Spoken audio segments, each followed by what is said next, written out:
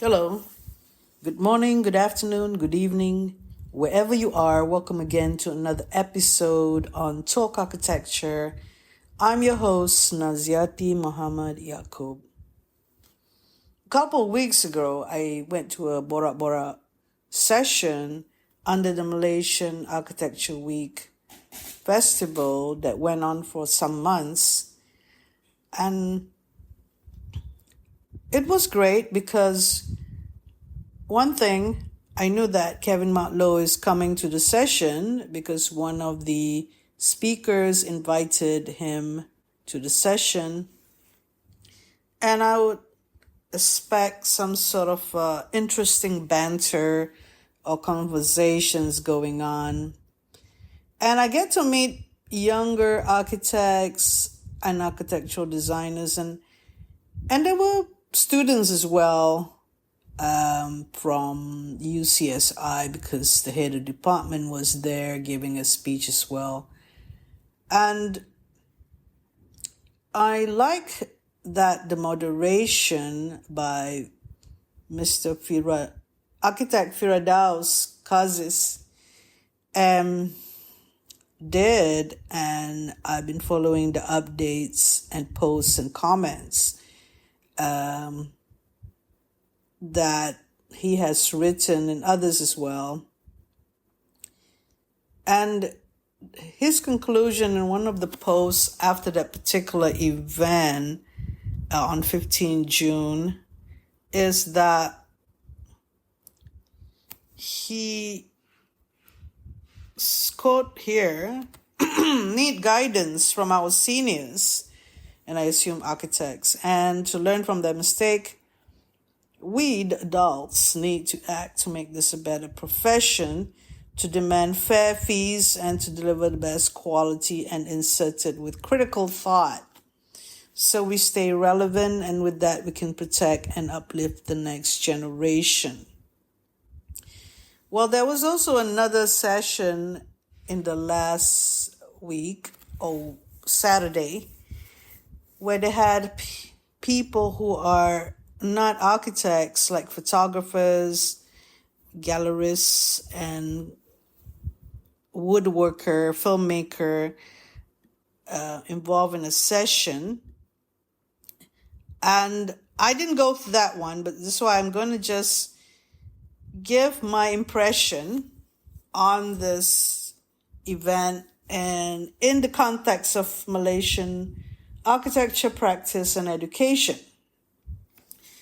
Now, it's a good festival, it's a good event where it's stretched out every Saturday. You can get to come and listen and participate in the conversation. And that particular session that I went to, which was on the 14th of June, I did promise, in a way, to give some ideas for the podcast episode and some of the keywords on awards, heroes. I added heroes in because that was some of the discussion that I was involved with after the session, and there was pride and dignity. And I added managing egos because I got also a comment from a female architect later on with regard to what's happening in the architecture profession. I added a bit of my thoughts as well to what Firdaus said. Firdaus' quote just now of critical thought is important, and someone even said that we can't censor people to give their thoughts, meaning if they are not a licensed architect, they could be in the discussion. And this is the way to go because we're in architecture fraternity, and not necessarily every one of us had the opportunity or the chance to get licensing for some reason or another. For me, I wanted to, but as a full-time academician, the sabbatical that we get is about 9 months, and it depends as well in our situation. So that's not enough to get a logbook signed, and things change. So not enough hours to actually complete the logbook find out who in the academic world managed to get an AR while being a full-time academic and in their positions. I know of many who tried to and they can't, really. They couldn't do it. So there were many issues, really, You can't really get all the experiences in that particular 9 months. Plus, if you take leave, the sort of experience that you need to have to pass the logbook, for example. And we all have our different problems when it comes to getting a license. And why can't we contribute to the conversation? I've been helping the future architects myself, being a tutor and lecturer, and there are many people who have got the ARs out there who were my ex-students. So what am I in this whole system, in this whole context of the architectural fraternity? So yes, you are concerned with the status of what I am, quote, architectural technologist. That's something that is, shall we say, officially and to be certified and written on paper. But the truth of the matter is, I could comment on the profession as much as another experienced person could. So the elephant in the room is that there is architects out there who are big players like Kamil Marikan, and they don't have an AR. You know what I mean? And yeah, like Amna Emir of New Formation as well. And that there are these, shall we say,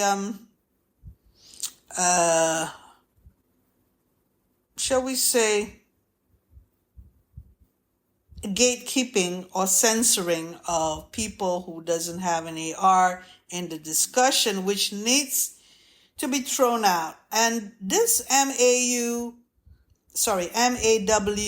event and this discussion that we had, particularly that day, was very refreshing, because many of the events or many of the discussion that I've gone through with, even in the University of Malaya, where there are people gatekeeping this profession, which if they don't like the person or they don't like what they're hearing, they just would say, no, who are you to talk about architects because you don't have a license? So, we have to start that first change. We have to start somewhere to actually help ourselves. And, there is an amount of camaraderie and communal sort of concern with what is happening to the architectural profession. Because, if architecture is the mother of all arts, some people disagree with me, and I'm using it just to illustrate the fact that all these other professions, like I said, filmmaker, woodworker, graphic artists, even interior designers and photographers, they are designers or they are in the artistic profession, which somehow understand about design and the creative world and the creativity that they do in their own profession. And it is very relevant that they have an opinion because they are in the industry, the architectural industry as well. And why not? We are just listening to statements, opinions, perspectives, which we ourselves could benefit from. And it's refreshing, really, to have a lot of people being able to converse. And I have to applaud to the organizers like Architect Bay and Architect Cheryl and Chung Wei Lee and Firadaus for all this. The people who's working behind the scenes, I'm sure there are many more people I get to know. And Dexter, I met Dexter, and as a deputy president, it's really great. And I know that Architect Adrianta, the president, also is encouraging this sort of discussions as well.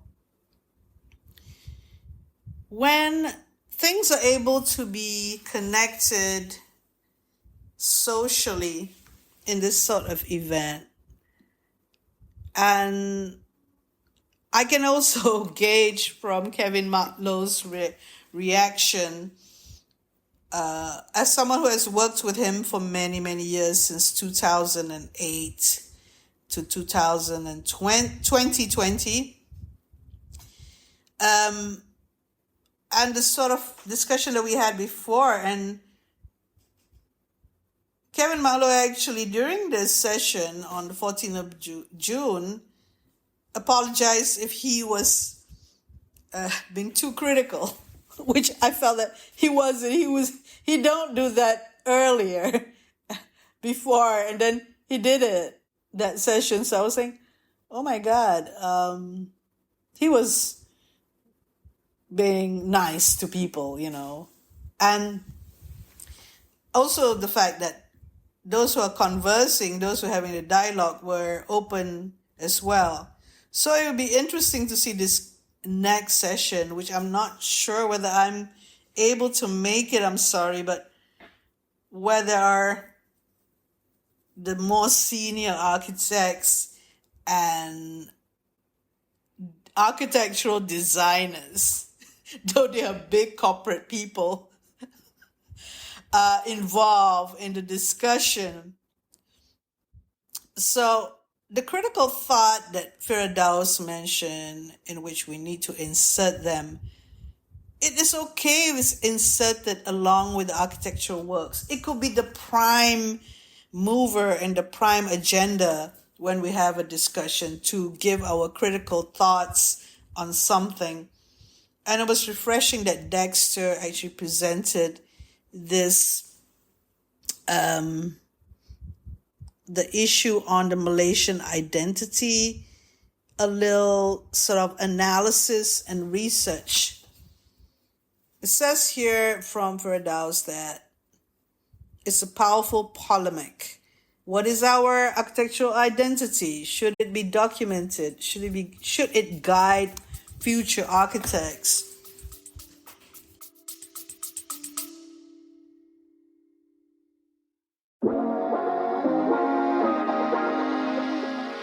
Looking for creative inspiration?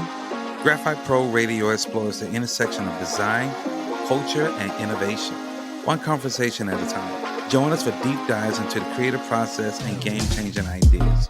Start listening today.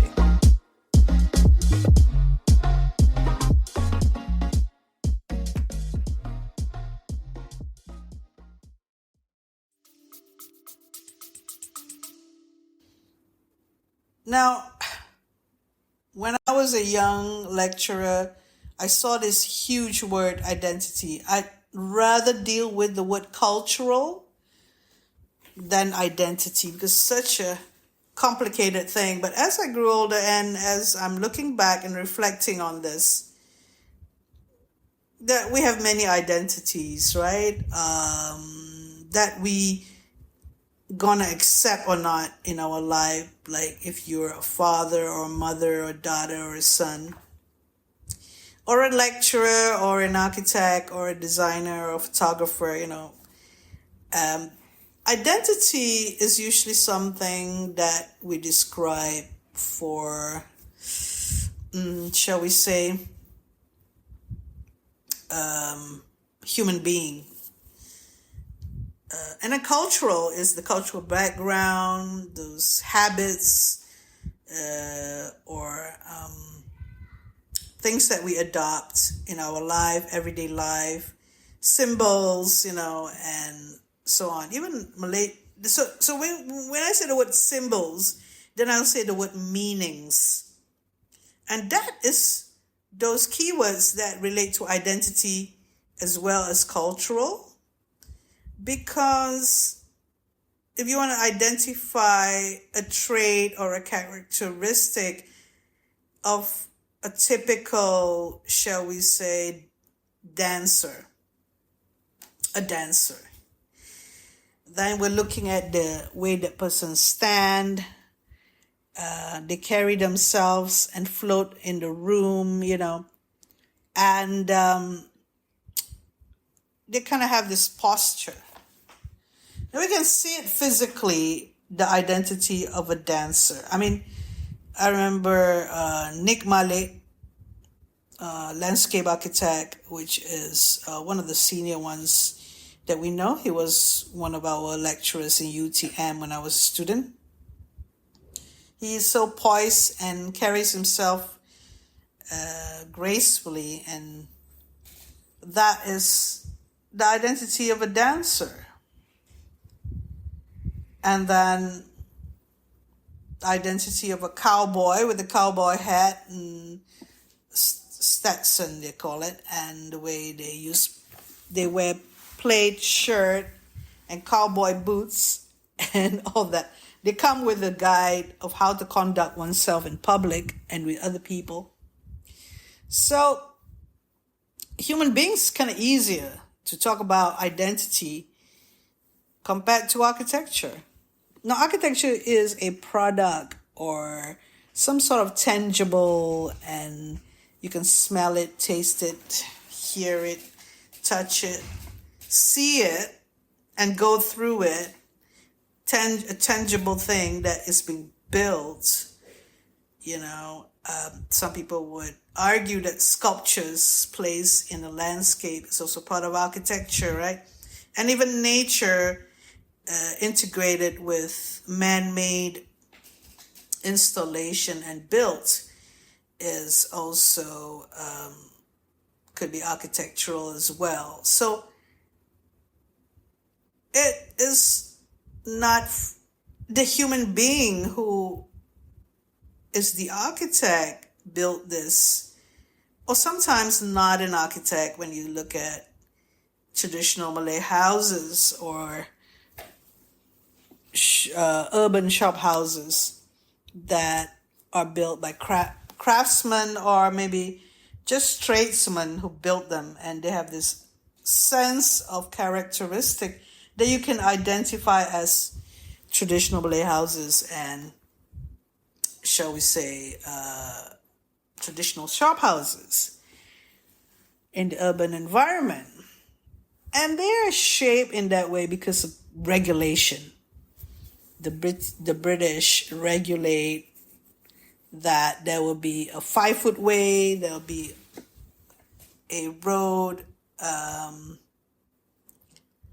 66 feet wide, and those sort of guide for planning and also for build. And regulations can also shape identity. So identity comes from practice and craft and vision. So what architect Dexter did was, I didn't really interview architect Dexter on his work, but there was a manifesto that was interesting, and Kevin liked the fact that it was talking about a manifesto or talking about his philosophy, and that's a good thing, rather than talking about too much about a building. But from me, I sincerely was very interested in the building part as well, because from that you can understand the philosophy. That's the way how someone want to talk about their philosophy through their buildings. Nothing wrong with that. So, do we build architecture for the client, or do we build architecture for ourselves? Assuming all of us are architects or architectural designer, obviously. Are we, what guideline plays a part in our brains, apart from the uniform building bylaw and stuff like that? Actually, the discussion on UBBL was interesting to me. I actually wanted to comment on something. And it's nothing wrong with teaching students of architecture UBBL. It's the way how we do it. There's nothing wrong with talking about UBBL, but the running distance and the fire escape and all that. It's either we relate it to concept and planning, or we relate it to details. And that goes back to the basic things of what architecture is. Volume, space, and details. We can go on and on talking about details, but if the tutor or the visiting critique, looking at the student's work, commenting about uniform building bylaw and saying to the student, you fail because you do not conform to the bylaw. I mean, words hurt, right? The student heard the word fail before anything else. It's how you critique. Now, even as a lecturer, it took me many years to actually critique, because I had the imposter syndrome and stuff like that. One of the best experiences, that's why I get Kevin Matlow to be part of the part-time lecturers or visiting critique at certain times, because when I decided to critique, and then Kevin was looking at me as if, that I was saying it wrong, I was embarrassed, and I went back to the drawing board, and I should try to find out how to critique. Later on, by observing others as well, because I wasn't from the AA School of Architecture, for example. They're very good at talking. Those graduating from AA School of Architecture, to be honest, when I was younger lecturer in UM and previously in UTM, I got the best critiques to come, and many were from the AA school. And we sort of being critical of the critique. So when we talk about architecture education, where James Lim actually talk about UBBL and criticize, it's fair game that he mentioned about that and all. But there is a lot to discuss just from what he said regarding things like guidance. And then we went back to identity, architectural identity and guidance, on how the architectural identity come out, And, the urban shop houses that we have is based on some guidance that how it's to be designed, and guidance by the craftsman, and guidance to have a parapet wall and facade, more on the facade, because then you have the spatial identity. Yeah, there is a spatial identity in terms of the air well or void that's in there. It could be 2 voids, could be 3 voids. It could be 3-story shop houses. Have you tried going to visit some of them? It's very interesting when it's very high and narrow. Definitely, to Firadau's question of whether it should be documented, is, I believe, through measured drawings from architecture schools They have been documented, but not the new architecture, right? Now, when you talk about documented, it's talk about publishing. And it used to be in 1960s and 70s, architects would just publish whatever that comes to their mind. A little booklet, a little write-up, and they give it to the people that see them. Or, Le Corbusier had the Towards New Architecture book, or a series of things that he wrote about architecture, which eventually became like a philosophy, right?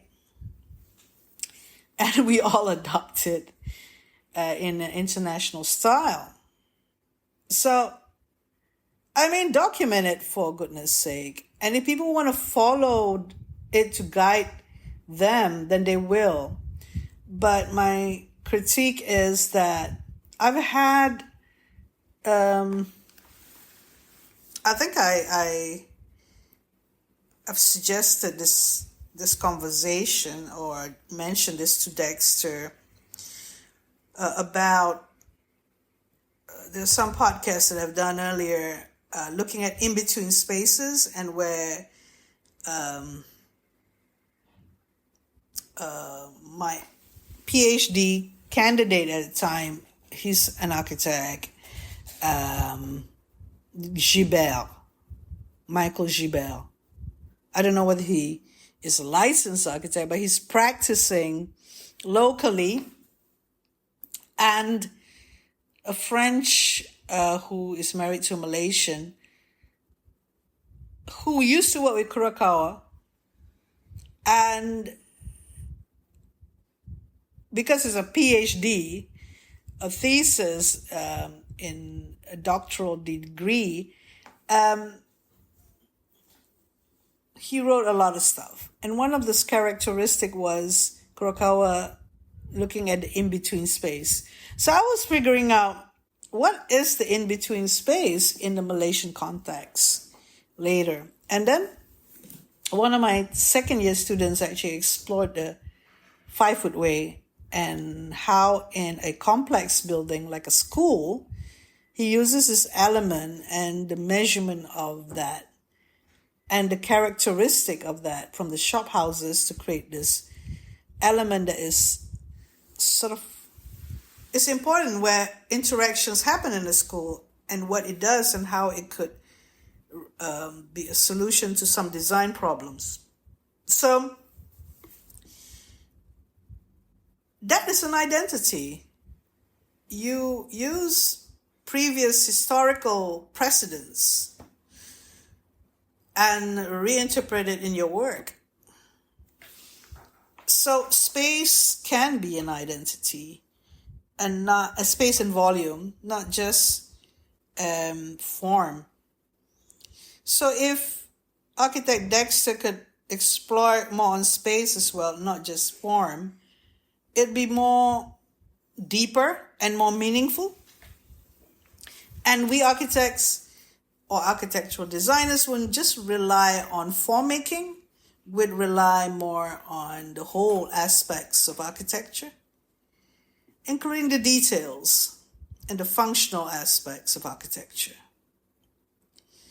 So good that the organizers of MAW allow this sort of conversation to happen and getting us to be more open about architecture, and hopefully will continue. The spirit of it could be not with this sort of festival, but it could be every day. It could be in the Pertubuhan Architect Malaysia itself, where discussion could have much more, less censorship and less gatekeeping. And with that, I would like to say good luck to all architecture enthusiasts. May you be a licensed architect or an architectural designer, or the different professions that are related to architecture, or even remotely relate to architecture, could be in terms of product design or even filmmaking and so on. And good luck in trying to shape how here Firdaus mentioned about more critical thinking so we can stay relevant, and with that we can protect and uplift the next generation. So the next generation is now, by the way. At the present moment, we need to be aware of what's happening, and we can start now. So MAW started it now, and I'm sure there were others as well who started before, but this scale on social media is what we need. So thank you very much for listening to podcast Talk Architecture episode on a review of the MAW Festival. Thank you.